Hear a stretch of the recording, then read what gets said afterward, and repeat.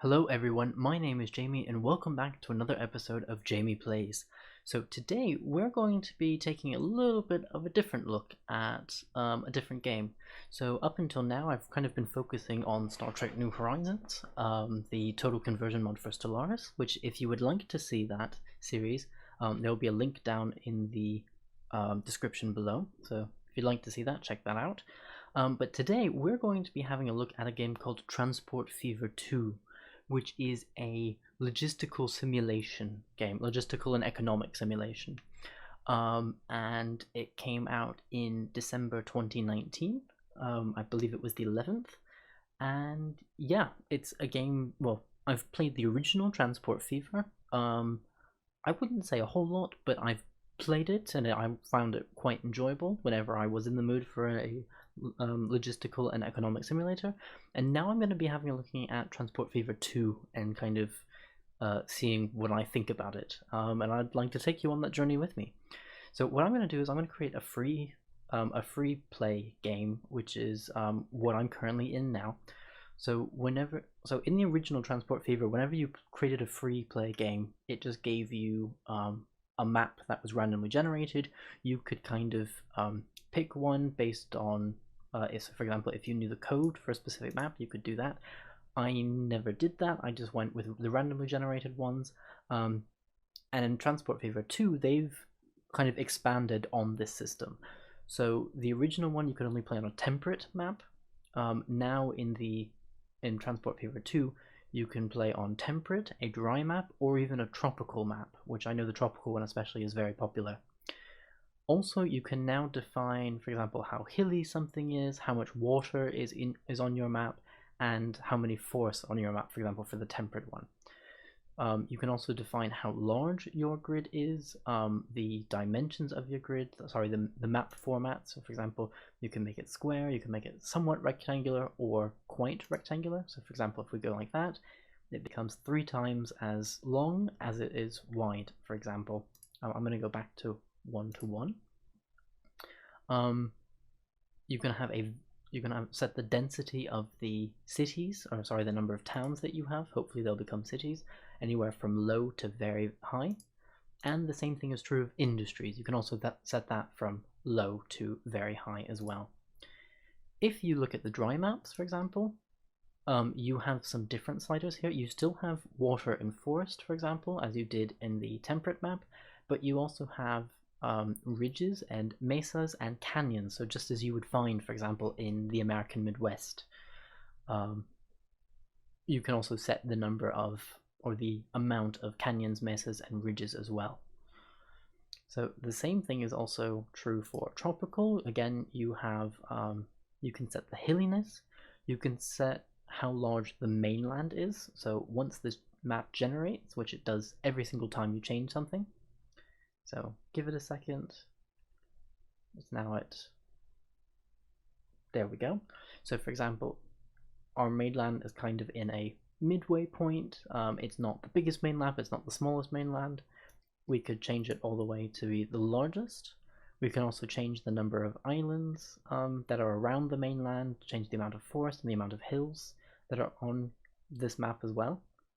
So for example, I've made the mainland most of the map, and because of that, I mean, it looks just like, or it looks similar to the temperate mix as well, sorry, the temperate map as well. So I'm going to go back to the I'm going to go to the dry map, I think, and I'm going to lower forest all the way down because you wouldn't really find many forests. Water, I think I'll lower down to somewhere in the middle, and I think I'll just keep the rest of these in the middle as well. So I'm going to generate this map, so that way we have medium number of canyons, medium number of mesas, medium number of ridges, medium amount of water, but no forests.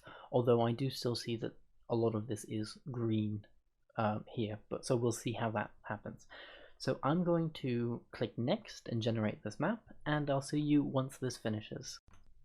Actually, one thing before it fully generates, I forgot there was this second page.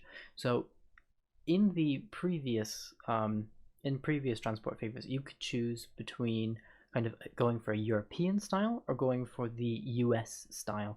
So if you go for the European style, you would be given trains that follow the European style, and also how they appeared in order, for example, following the years.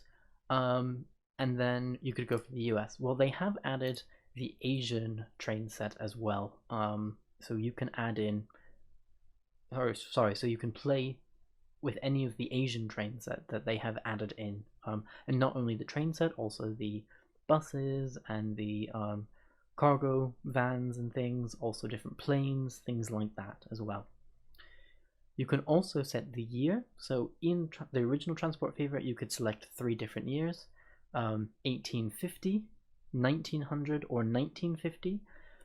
In Transport Fever 2, you can even go by the decade now. So anywhere from the 1850, 1860, 70, 1890, etc. I'm going to set it on 1900. So I have tried this game, I think once before actually filming. And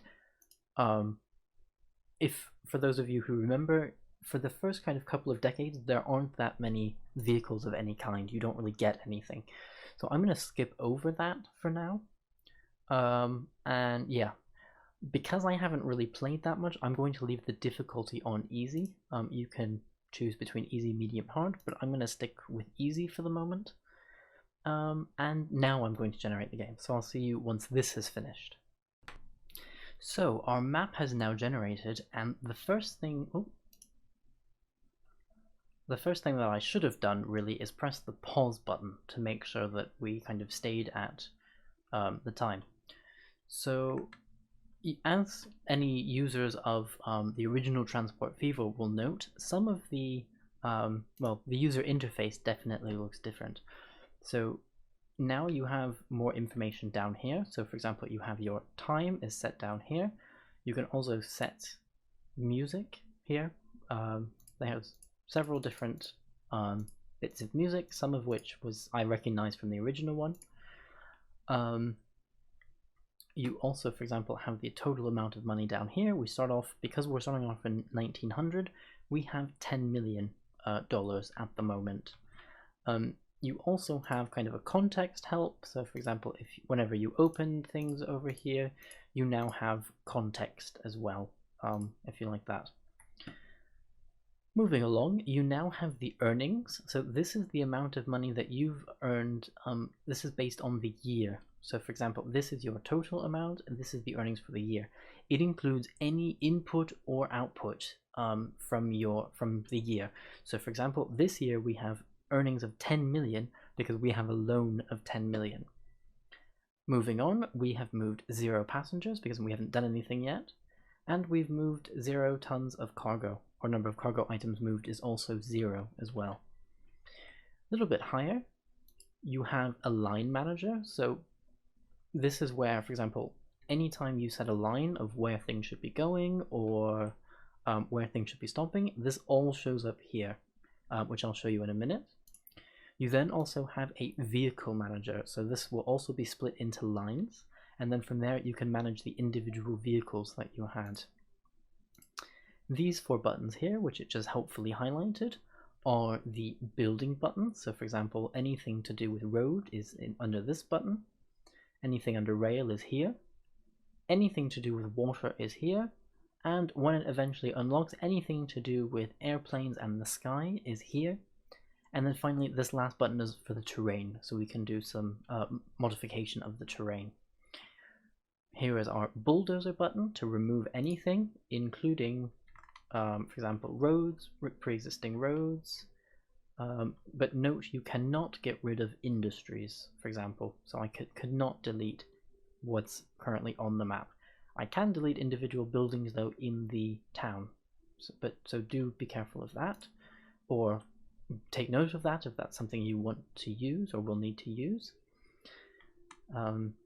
Moving on, we have line statistics. So once you have all of your lines, like in the base game, it will tell you, for example, which vehicles you have, what they're transporting, whether that be cargo or passengers, how long it takes for one vehicle to get from the start to the finished, and how often vehicles come by, so that's the frequency, and the rate, and then the balance, so how much each individual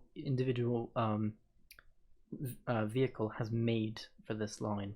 or if you're looking at the line, how much the line as a total has made as well. Next to that, you have vehicle statistics. So when you buy vehicles, for example, it will then tell you the age, the emission rate of the vehicle, which is now also part of this game. So they have added in a kind of a pollution mechanic into Transport Fever 2. The condition and its maintenance as well, and how much each individual has made for you as well. Moving on, there's also station statistics. So whenever you have stations, it will tell you, for example, where it is, the type of station, whether it's passenger, bus, for example, or train cargo, etc., what it's carrying, whether that station is overloaded, meaning if there are people waiting, or if there are goods waiting there that, for example, no longer fit onto the station, that goes in the overload, and then the maintenance, how much it costs to maintain that station as well. We then have town statistics, so all towns are listed here.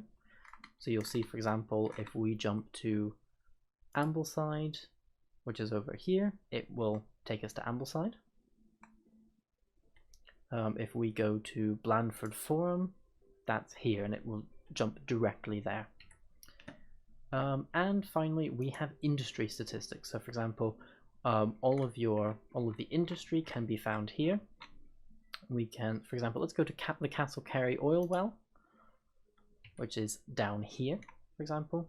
You can jump directly to those, and it will also tell you, for example, how much they're producing, how much is being transported, and how much, for example, is being shipped to for example, the steel mill. How much is being shipped to, how much is being produced, how much is being transported. So that's that. Up here, which is also now giving me the tooltip because I haven't pressed it yet, you have different layers, some of which appeared in the original. So, for example, the speed of track, or, for example, the land use layer to show you what's being used and kind of the values, for example, so residential, commercial, industrial in Castle Carey. But there are also some new tooltips as well, like, for example, the emissions layer. So currently there's no emissions of any kind anywhere because there are no cars anywhere, there are no trains that are giving off emissions, no buses or airplanes that are doing emissions, but we will see this become a thing later on as well. So that's something to take a look at. So let's jump right in while we can. So what I'm going to do first is I'm going to have kind of an overview look over everything to see if I can see two towns that are kind of close together that want the same things. For example, Basingstoke and Blackburn both have this bread icon, meaning they both want food. So that's something that's interesting. That's something we'll have to take into consideration.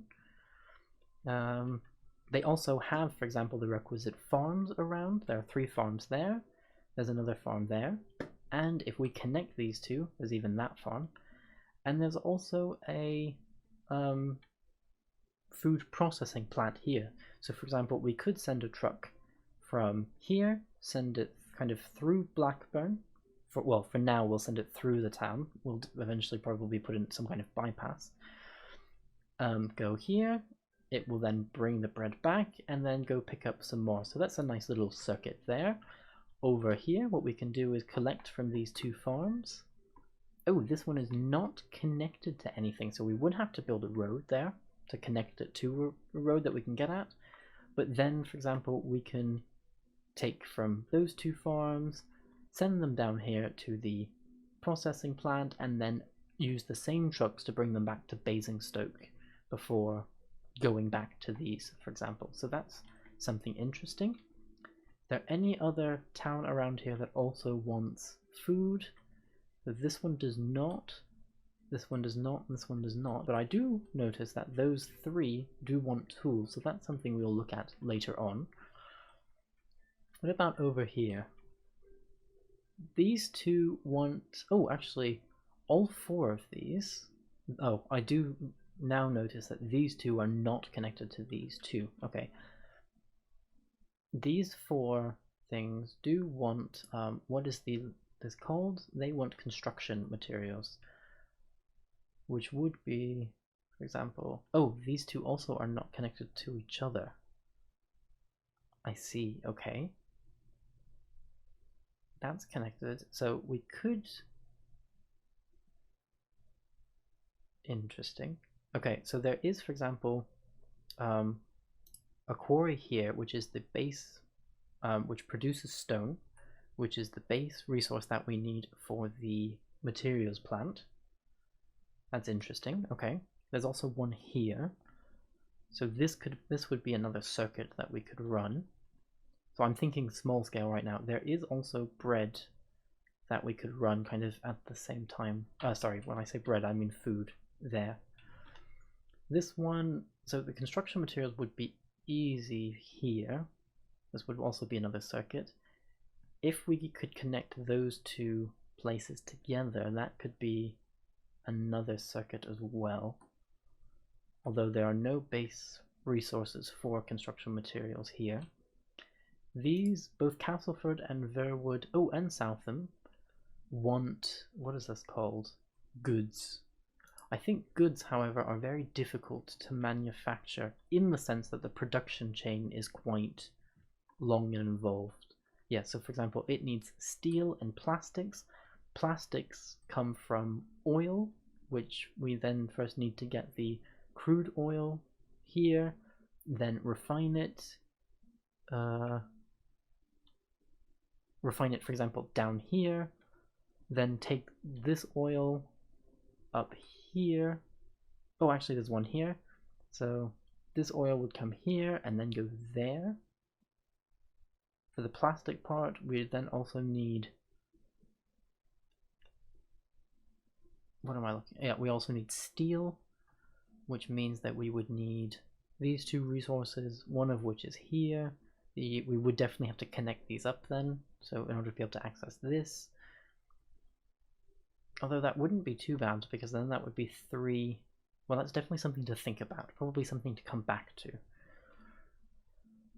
Oh, although they are also up here as well. Okay. So continuing on, you want food, but both of you want, are these tools? No, machines. Okay, that's what they're called. Machines. You also want machines and tools, and you want tools. Okay. So actually it looks like a lot of our... Ooh, these both have exactly the same thing. That's good. But I don't see anywhere close that would produce goods, for example. So to take the final products and turn it into goods, I don't see that just off the top of, just thinking out loud off the top of my head. There are the construction materials here, but we would have to connect these two, which means building at least one road.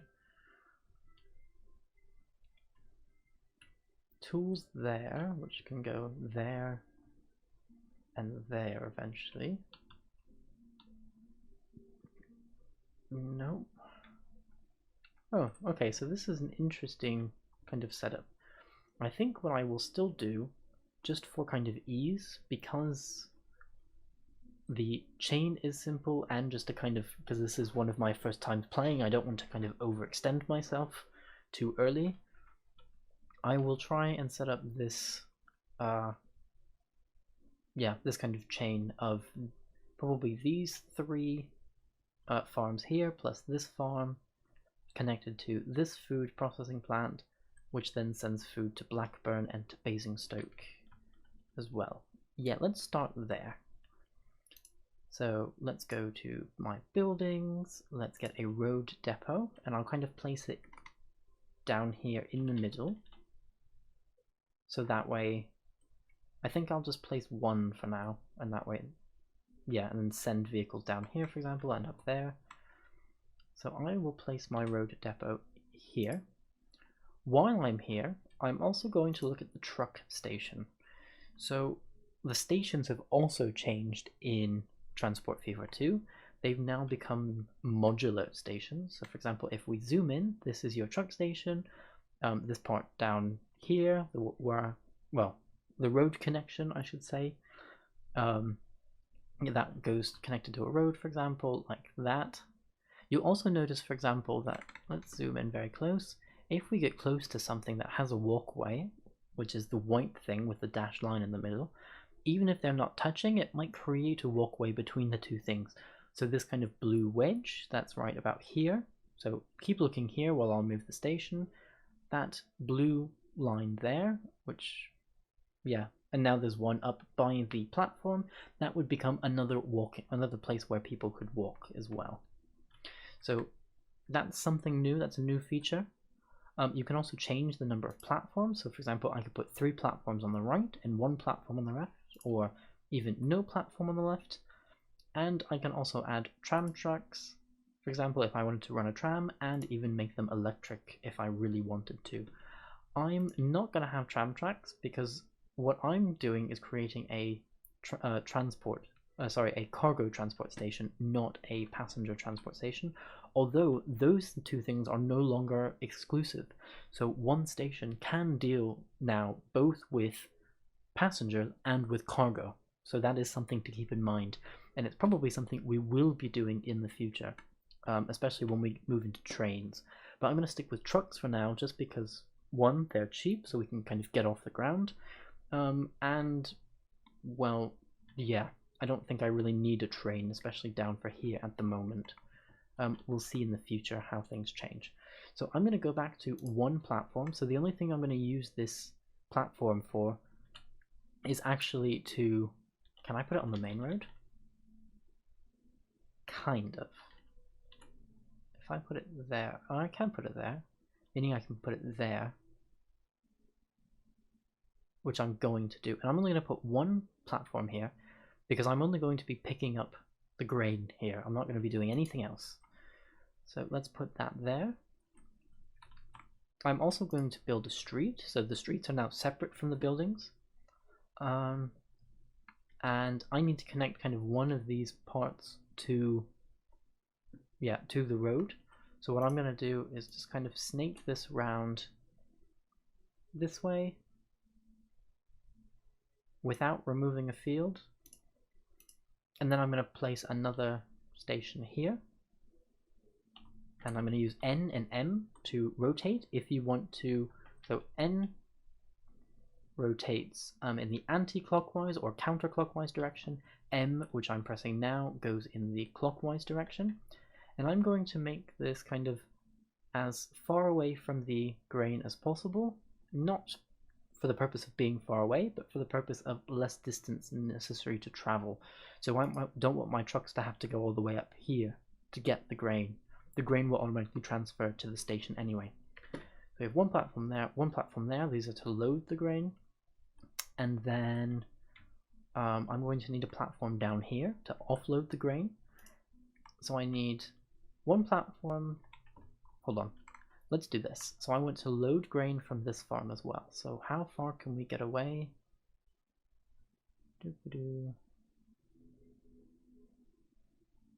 So here, this is the limit. So I'll place 1 there. And then also I'll see about down here. Yeah, down here. How far away can I get? So this is too far already. So right there, that's where I'm going to have to build it. So those are all my ones where I pick up 1, 2, 3, 4. I pick up grain from these places, and I move it down here. So I'm going to do kind of the same kind of principle of placing a station, but I'm going to increase the platform. So I have 1, 2, 3, 4 lines going this way, at least for the moment. So I'm actually going to do 2 and 2. And actually, I'm going to increase the length of my platforms as well. So they're normally 10 meters like that, but I'm going to increase it to 30. And the reason I'm going to do that is because I'm expecting to have eventually a lot of food production here. So let's put that in there. Yeah, so I have these 4 stations will eventually be going here. Okay, so then on the way back, 2 of the lines will stop. 1 of the lines will stop in Blackburn. The other line will stop in Basingstoke. Yes, let's do that. So I need to then have my stops here. So I'm going to add not the bus/tram stop, I'm going to add the truck unload stop. So this is where yeah, this is where my goods will be unloaded from the trucks. And I don't, at the moment, it wouldn't make a difference if I put it on the main road, but I think there will be a lot of traffic eventually on the main road. So what I'm going to do is put mine slightly off the main road. One there, and let's go up to Basingstoke. So it's here. Oh, this is the main line. There's no real other place to put it. I'll put it on the main line for now. Probably build a larger road here at some point, or upgrade one of the existing roads, and then yeah, go from there basically. Try and create a different major route that cars take, or maybe even do a bypass round Basingstoke. We'll see. That's a little bit far in the future at the moment. So I'll put a truck offload stop there and there. Great. So now we can add lines. So I'm going to go to my line manager. I'm going to press new line, and it's giving me line 1. So the first line I'm going to do is down here. So I'm going to have trucks start here, collect grain. Then it's going to go and drop off the grain and pick up bread. And then it's going to go to drop off any bread that it has here. And then it turns around and goes back to pick up the grain here, and then keep going in the circular pattern there. So that's one already finished. While I'm here, I'm going to set, so in this we now see that, for example, at Blackburn Annex, which is this station here, it's stopping at Terminal 1, which is the only terminal here. It's going to load if available. If not available, it's just going to continue on. I don't necessarily want that. So what I want to do is I want to say full load of any or full load of all. So my trucks will always be carrying the same thing, so there's no difference between the two. If you had something like a train, which can carry multiple different types of cargo at the same time, or even cargo and passengers, you could say, for example, wait until all of my resources are full, or all of the cargo and passengers that I'm transporting are full, and then leave the station, or leave the station when any of them are full. So that's what that basically is. Once it goes there, it will pick up whatever bread is available here, so just leave that like that, and then drop off whatever bread it has there, if it has any. So that's one line done, and I'm going to name this something like Blackburn Food, just to show that this is the line that supplies Blackburn with food, and it also happens to bring grain. So the next thing I'm going to do is make a new line and just add this station and this station, and this will just be for dropping off grain.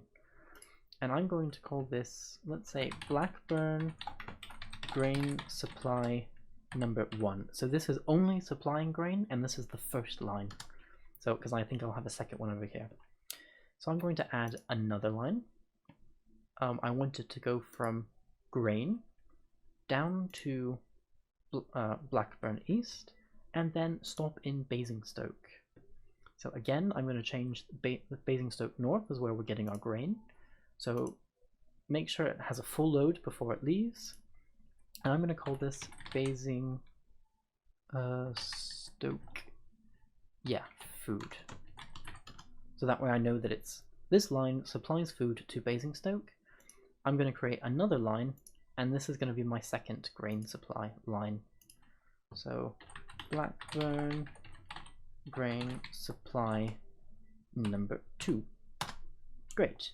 So now, and actually I'm going to make sure that it's a full, they also have a full load. Did I do that on this one? No, I didn't. So I'm going to make sure they have a full load whenever they're picking up the grain as well, which means now everyone should have this icon, and they do. Great.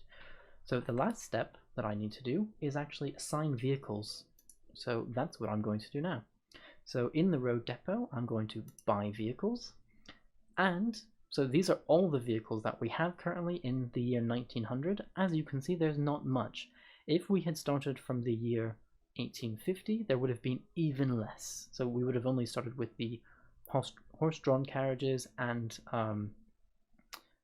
the horse-drawn carriage and the horse-drawn covered and flatbed carriages as well. So these ones are for cargo. I'm going to filter just looking at cargo. And as you can see, we have 3 with horses, and then we have 1 that's actually diesel powered. So I'm actually going to buy diesel powered vehicles, and these go at 25 kilometers per hour, which are extremely slow, faster than the 20 kilometer per hour horses, but not actually much faster. So I'm going to need to buy actually a lot of these in order to be able to shuttle my grain. So I think what I'm going to do is say, let's try with 50 per line.